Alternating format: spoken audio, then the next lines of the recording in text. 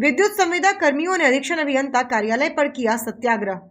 मिर्जापुर से विद्युत संविदा कर्मचारियों ने अधीक्षण अभियंता कार्यालय पर एक दिन का सत्याग्रह कर ज्ञापन देते हुए बताया कि Uttar Pradesh power corporation limited के प्रबंध निदेशक द्वारा शासन को पत्र लिखकर प्रदेश के विभिन्न विद्युत वितरण निगमों में कार्यरत लगभग 78,000 संविदा कर्मियों को राज्य सरकार द्वारा गठित आउटसोर्स निगम अंतर्गत शामिल न किए जाने का शासन से आग्रह किया गया है। इस संबंध में विद्युत मजदूर संविदा मजदूर संगठन के जिला अध्यक्ष श्याम नारायण यादव ने कहा कि यदि ऊर्जा निगमों के संविदा कर्मियों को आउटसोर्स निगम से बाहर रखा जाता है तो संविदा कर्मियों को आउटसोर्स निगम द्वारा निर्धारित मानक वेतन का लाभ प्राप्त नहीं हो सकेगा। विभाग द्वारा सीधे भुगतान की सुविधा से वंचित रहना पड़ेगा और वर्तमान की तरह ठेकेदारों के माध्यम से ही भुगतान प्राप्त होता रहेगा।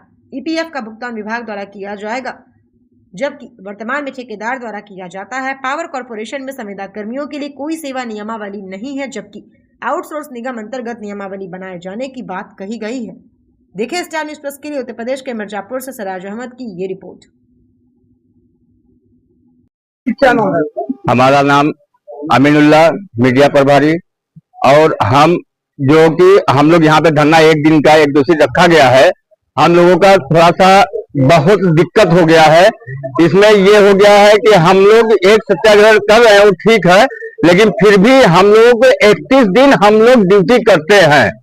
ड्यूटी करने के बाद किसी का जो मटे 24 दिन का पैसा आता है, किसी का जो मटे कि 26 दिन का पैसा आता है। हम लोग इससे बहुत ज्यादा पीड़ित हो चुके हैं। तो माननीय मुख्यमंत्री द्वारा हम लोगों को जो मटे निगम में नहीं घोषित किया गया, यहाँ के जो हमारे पदाधिकारी लोग हैं, इन लोगों ने भी हम लोगों के साथ बहुत जास्ती कर रहे हैं।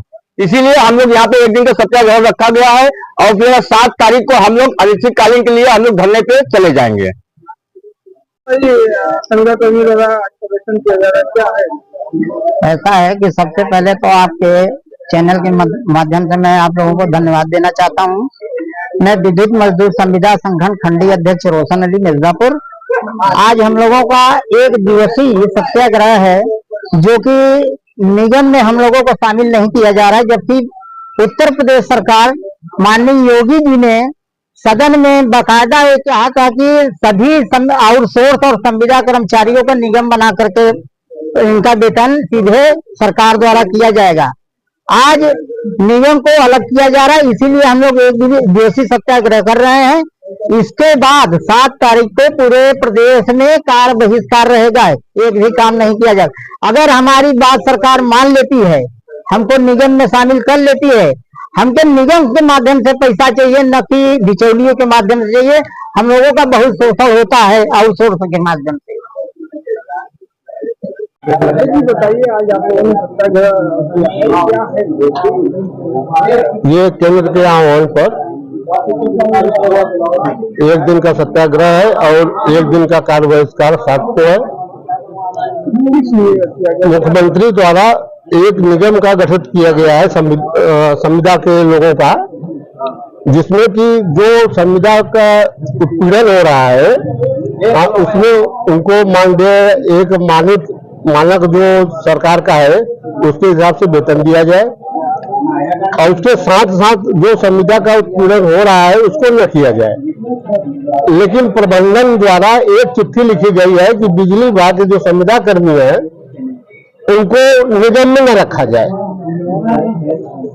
तो हमारे केंद्र के पदाधिकारियों द्वारा एक चिट्ठी दिया गया है कि निगम को बिजली विभाग को भी उसमें शामिल किया जाए, लेकिन अभी तक कोई संतोषजनक उत्तर नहीं मिला है।